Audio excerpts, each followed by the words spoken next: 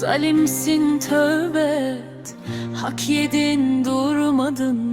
Zulüm sürmez kimseye, bunu anlamadın.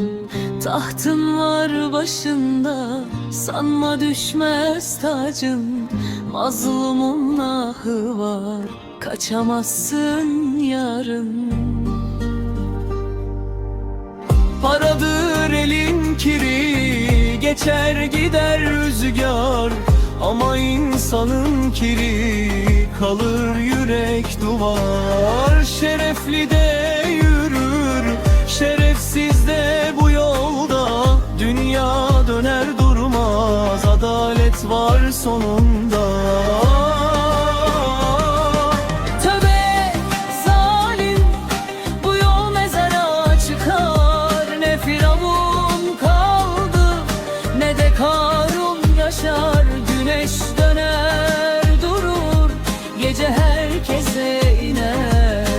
Mazlumun duası göğü yerinden sarsar. Tövbe zalim, bu dünya sana kalmaz. Zulümle kurulan taht bir gün paramparça. Mazlum ağlar sessiz ama ahı ağır. Adalet geç gelir belki ama asla şaşmaz.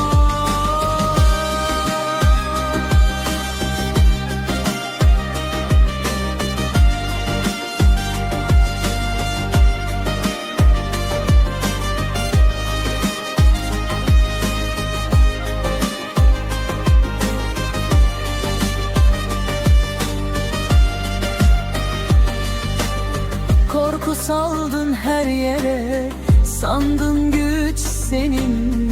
Firavun'u titreten deniz güldü bugün. Altınlara boğdun Karun misali. Toprak aldı hepsini, sustu tüm ihtişamı. Mezar dardır sığmaz kibirli beden. Taç düşerse zerler dost bildiğin senden. Bugün alkışlayanlar yarın yüz çevirir. Mazlumun gözyaşı dağları bile eritiyor. Tövbe zalim, bu yol mezara çıkar. Ne Firavun kaldı, ne de Karun yaşar. Güneş döner durur, gece herkese iner.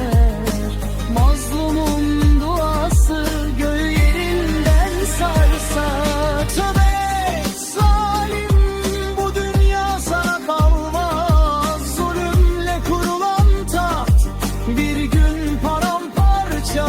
Mazlum ağlar sessiz ama ağır.